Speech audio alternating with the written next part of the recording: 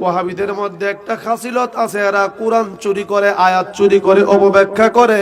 এদের একটা উপাধি হলো সুর। কথাগণ কি? ওয়াহাবিরা সুর, ওয়াহাবিরা লুচ্চা। কথা কয় না কেন? ওয়াহাবিরা বলৎকার, ওয়াহাবিরা কি কার? ওয়াহাবিরা বলৎকার, ওয়াহাবিরা লুচ্চা, ওয়াহাবিরা সুর, ওয়াহাবিরা বদমাইশ। কথা বলে না কেন? ওয়াহাবিরা নারী লোভী। কথা কয় না কেন? এই খাসিলতের কারণে জেলখানার ভিতরে আছে কি নাই? জোরে বলেন আছে কি নাই? আপনারা তাদেরকে চিন্তার চিন্নি, ভালো করে চিন্তার চিন্নি। আটব কই না হইয়া ভিতরে থাকবে বদমাশি খাসিলত। কথা কয় না কেন? এই জন্য তারা সদা সর্বদাই সুন্নি উলামায়ে কেরামদের, সুন্নি পীর মাশায়েখের বদনাম করে, সমালোচনা করে, করতেছে, কিয়ামত পর্যন্ত করবে। কিন্তু একটা সুন্নি পীর মাশায়েখের কিছুই হবে না, কেননা তাদের স্বয়ং জমিনদার হচ্ছে আল্লাহ।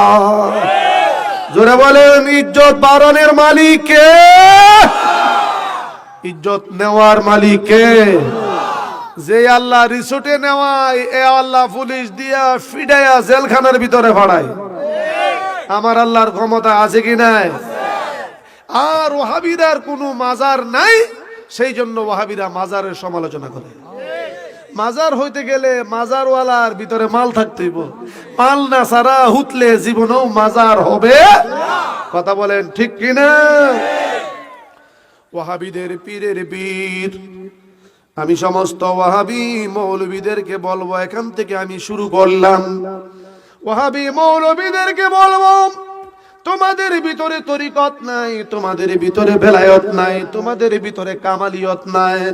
তোমাদের পীরের পীর হাজী এমদাদুল্লাহ মুহাজিরে মক্কি রহমাতুল্লাহ আলাইহি, সমস্ত দেওবন্দি আলেমদের, বাগা বাগা আলেমদের পীর হাজী এমদাদুল্লাহ মুহাজিরে মক্কি।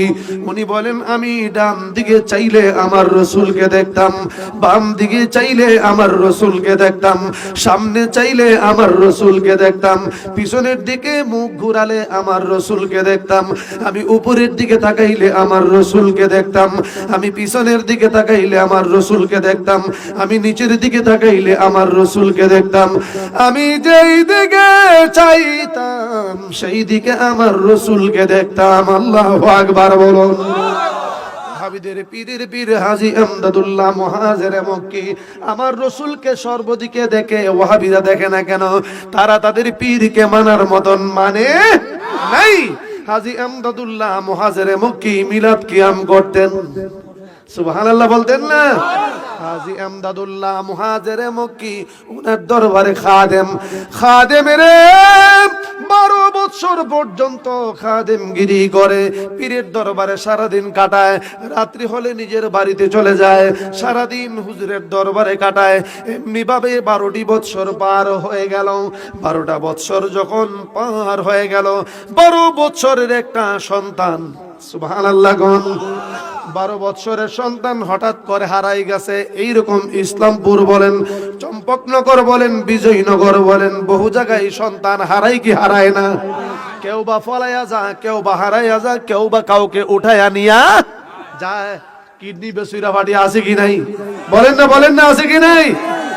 এখন ফুত হারাই লাইছে, একদিন হয়ে গেল ফুতের সন্ধান পায় না। এখন তো এই যুগ আর নাই, ইন্টারনেটের যুগ ছিল না, ছিল মাত্র ওলি আল্লাহর যুগ। কোথাও কোনো কিছু গেলে আগে, আমরা তো এখন সব কিছু ডাক্তারের কাছে, ডাক্তারের শরণাপন্ন হয়। আগে মানুষ কিছু না কিছু হলেই মানুষ যাইতো, হুজুর ফু দেন, সুবহানাল্লাহ কইতেন না? কি দেন? ফু দেন। ফু দিলে ভালো হয়ে যেত। আর হন ফুয়াইলে হিসাবের মুখের মধ্যে ফসা মুখের গন্ধ করে। এমন মানুষ আছে কি নাই? এমন মোল্লা আছে কি নাই? হায় হায়, আল্লাহর ওলির কাছে বলে নাই, একদিন চলে গেল সন্তান পায় না, 2 দিন চলে গেল সন্তান পায় না, 3 দিন হয়ে গেল সন্তান পায় না, 4 দিন হয়ে গেল সন্তান পায় না, 1 সপ্তাহ হয়ে গেল সন্তান পায় না, 1টা মাস হয়ে গেল সন্তানের কোনো খবর নাই। আল্লাহু আকবার বলেন। সন্তানের খবর যদি না পায়, বাবা যতটুকু সহ্য করতে পারে, মা কিন্তু ততটুকু সহ্য করতে পারে না। কেন? বাবার চেয়ে মা বেশি কষ্টদারী। কথা বলেন ঠিক কিনা? মা 10 মাস 10 দিন গর্ভের মধ্যে রাখছে, কত কিছু বাস করছে, কত হুজুরের ফুল হইছে, কত জায়গায় তাবিজ বানছে, আর কত বাস করছে, টুনি মুনির ফাতা দিয়া ভাত খাইছে, নিজের পেটের ভিতরে ভালো করে খাবার দেয় নাই। কেননা একটু কিচ্ছু হইলে এই প্রভাবটা সন্তানের উপর পড়বে, পেটের সন্তান নষ্ট হয়ে যাবে। 1 মাস যখন পার হয়ে গেল, মা তার স্বামীকে ডেকে বলে, এত বড় আল্লাহর ওলির দরবারের গোলামি করছো, সুবহানাল্লাহ গণ, এত বড় আল্লাহর ওলির দরবারের গোলামি করছো, তুমি কি তোমার পীরকে বলতে পারো না?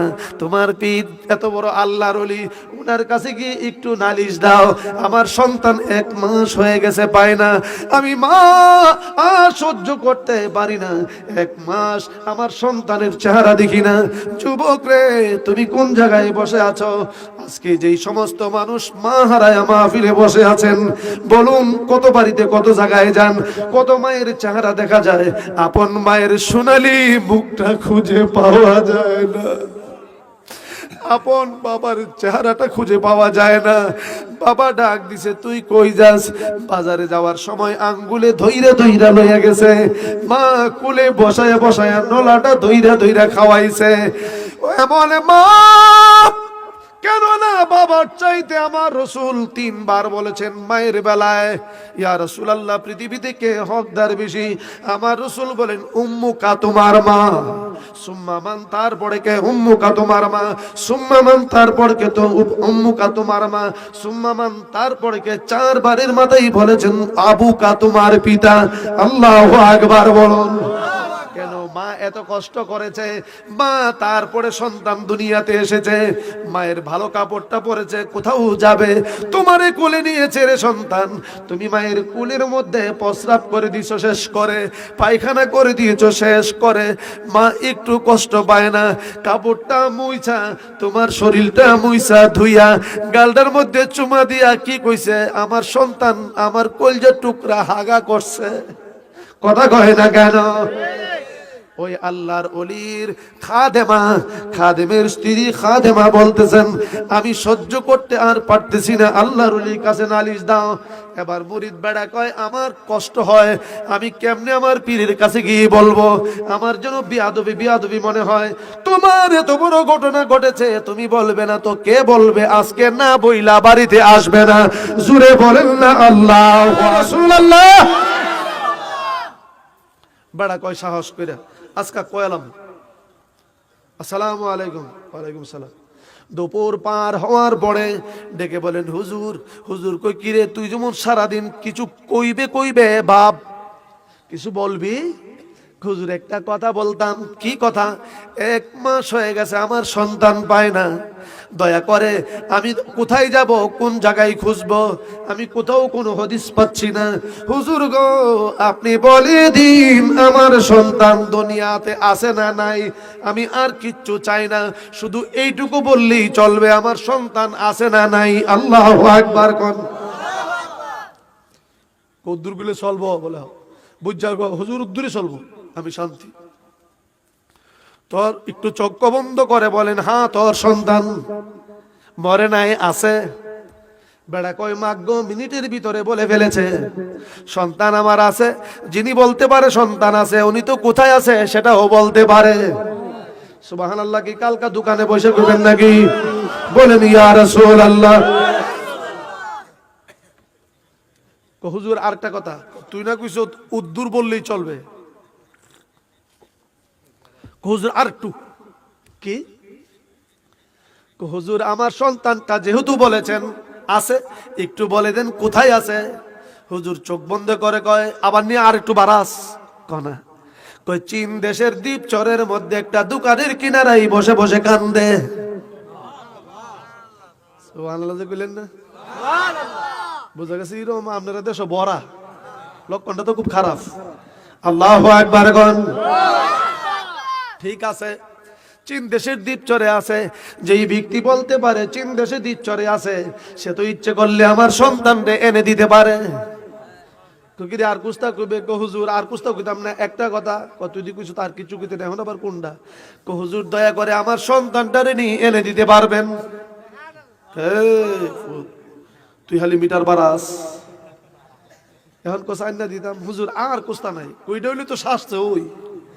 হুজুর আমার সন্তানটারে এনে দেন। হুজুর কো বাইরে বেশি কথা কইস না, কো হুজুর কিচ্ছু চাই না, সন্তানটা এনে দেন।